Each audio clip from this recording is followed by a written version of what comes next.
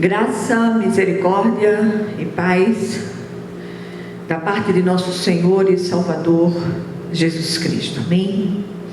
Nós vamos abrir a nossa Bíblia ou ler um texto que está, eu transcrevi, no livro do Evangelho segundo João, capítulo 17. Nós vamos ler inicialmente os versículos de 20 a 23. O texto é o texto da oração sacerdotal de Jesus, é interessante lê-lo todo. Diz assim a palavra do Senhor: não rogo somente por estes, mas também por aqueles que vierem a crer em mim, por intermédio da sua palavra, a fim de que todos sejam um, e como és tu, ó Pai, em mim, e eu em ti, também sejam eles em nós, para que o mundo creia que tu me enviaste. Eu lhes tenho transmitido a glória que me tens dado, para que sejam um, como nós o somos, eu neles e tu em mim, a fim de que sejam aperfeiçoados na unidade, para que o mundo conheça que tu me enviaste e os amaste, como também amaste a mim. Amém? Vamos orar. Senhor nosso Deus e nosso Pai Celestial, graças te dou, Senhor, porque até aqui o Senhor tem nos sustentado com a sua mão direita fiel, mesmo apesar de todos os pesares e sobretudo apesar de nós. Que o Senhor venha falar conosco através desta palavra, que nenhum de nós permaneça do mesmo modo, mas que essa palavra seja levada pelo teu Espírito da mente aos corações, de modo que todos sejam profundamente ministrados pelo teu Espírito Santo, em nome de Jesus. Amém. Meus amados, estamos vivendo um tempo em que o mundo tem convulsionado, literalmente, quer sejam pelas ações da natureza, pelas as coisas que têm acontecido no nosso tempo, seja pela ação maligna do homem, e tantas outras coisas que temos visto acontecer, sobretudo em nosso tempo. Tudo parece apontar para a vinda iminente do nosso Senhor e Salvador Jesus Cristo. Nós clamamos por isso, bradando Maranata, ora vem, Senhor Jesus. O texto de hoje é uma chamada para que em Cristo sejamos aperfeiçoados na unidade. Nunca se viu tanta separação, tanta divisão no meio daqueles que se dizem cristãos. E hoje nós gostaríamos de chamá-los a essa consciência em relação à necessidade de unidade da fé e do conhecimento de Deus. Quando olhamos atentamente para a oração sacerdotal de Jesus, sentimos uma paz enorme inundar nosso coração pela certeza de que o Senhor Jesus Cristo também intercede por nós junto ao Pai Celestial. Aliás, a sua oração pode ser dividida em 3 partes distintas, que nós vamos ver daqui a pouco, uma por uma. Ele intercede por si mesmo, pelos seus discípulos e pelos futuros crentes de todas as épocas. E isso é alentador sobre todos os aspectos. No trecho da oração citado, Jesus faz 3 pedidos em sua intercessão ao Pai. Primeiro pedido, ele roga pelos que ainda crerão nele por meio da mensagem apostólica. Ele intercedeu por nós. E no versículo 20 ele diz: minha oração não é apenas por eles, rogo também por aqueles que crerão em mim por meio da mensagem deles. O segundo pedido, ele roga que haja unidade com o Pai.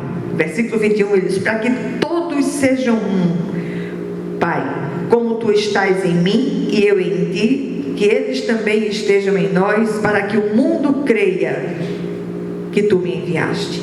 Aí vem o terceiro pedido. Ele roga mais uma vez que haja unidade entre os seus discípulos e ele, e esta unidade deve repercutir entre eles e o Senhor. Essa unidade, ela é testemunhal. Os versículos 20 e 23 dizem: dei-lhes a glória que me deste, para que eles sejam um, assim como nós somos um, eu neles e tu em mim, para que eles sejam levados à plena unidade, para que o mundo saiba que tu me enviaste e os amaste, como igualmente amaste a mim. O texto nos leva a algumas reflexões oportunas, sobretudo em um tempo de tantas divisões, sobretudo nos meios ditos cristãos. Em primeiro lugar, o Senhor revela aqui o verdadeiro significado de vida eterna ao dizer: esta é a vida eterna, que te conheçam o Deus verdadeiro e a Jesus Cristo a quem enviaste. O Senhor revela aqui a sua missão e a missão dos que são dele. Eu revelei teu nome àqueles que do mundo me deste, eles eram teus, tu os deste a mim, e eles têm guardado a tua palavra. Agora eles sabem que tudo o que me deste vem de ti, pois eu lhes transmiti as palavras que me deste, e eles a aceitaram. Eles reconheceram de fato que vim de ti e creram que me enviaste. Eu rogo por eles. Não estou rogando pelo mundo, mas por aqueles que me deste, pois são teus. E aqui, essa é uma citação de João 17, de 6 a 9. E nós precisamos entender que nada acontece fora do Cristo na vida do fiel. A segunda reflexão é que o Senhor faz uma afirmação nos versículos 14 e 16 que precisamos atentar para ela. O texto diz o seguinte, João 17, 14 a 16 diz: dei-lhes a tua palavra e o mundo os odiou, pois eles não são do mundo, como eu também não sou. Não rogo que os tires do mundo, mas que os protejas do maligno. Eles não são do mundo, como eu também não sou. Então, meus amados, seremos odiados pelo mundo, assim como o Senhor foi. Já podemos comprovar este fato de diversas formas. O Senhor não pede ao Pai que nos tire do mundo, mas que sejamos livrados do mal. Todo aquele que o recebe verdadeiramente, este é de Deus. Fomos alcançados para andar em unidade. Unidade de fé, unidade de propósito na pessoa do Cristo. Fomos escolhidos em Cristo para ser canais da sua multiforme graça. Amamos porque Ele nos amou primeiro. Aí vem a terceira reflexão do texto. O reformador Martinho Lutero disse que as ovelhas do Senhor são marcadas nas orelhas e nas patas. Elas ouvem a voz do Senhor e o seguem.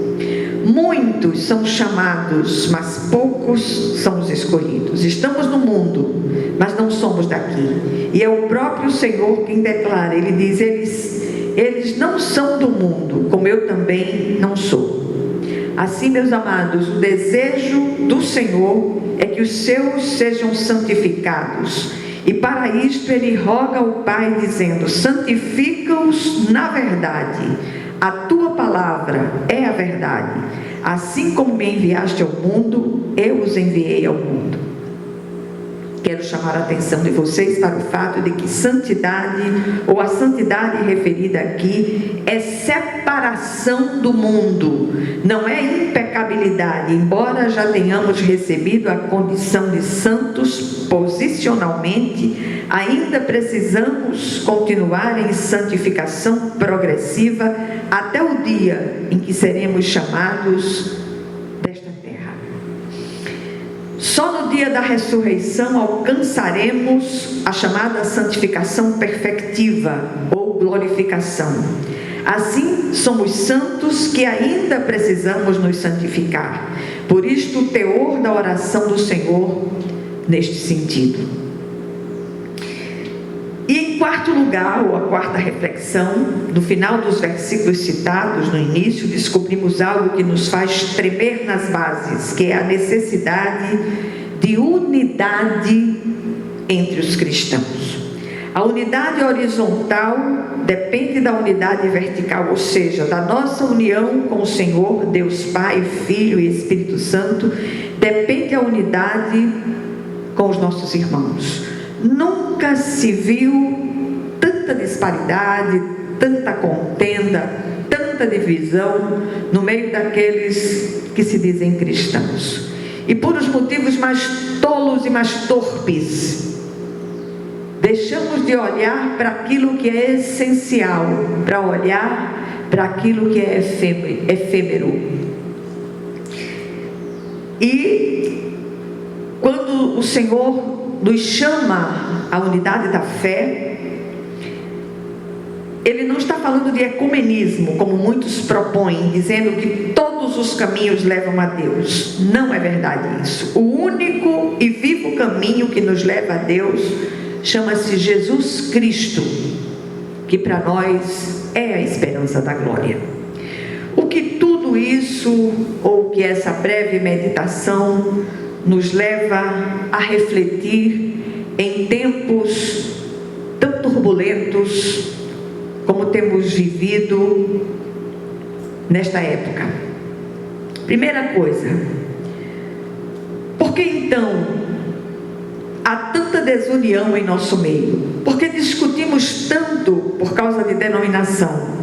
Será que estamos verdadeiramente tão unidos com a Trindade Santa como imaginamos? Nas nossas percepções sinceramente equivocadas, colocamos em risco uma das colunas de sustentação da igreja enquanto corpo de Cristo, que é a comunhão pelo vínculo da cruz. Comunhão que nos trouxe e nos traz a paz. Não podemos perder de vista isto em nenhum momento. Em segundo lugar, enquanto brigamos e nos devoramos uns aos outros, o adversário tem alcançado larga vantagem sobre nós, e é tudo que ele quer: provocar divisões. O Senhor pede ao Pai que sejamos levados à plena unidade. Este pedido tem um propósito testemunhal, e em relação a isto ele diz: para que o mundo saiba que tu me enviaste e os amaste como igualmente me amaste.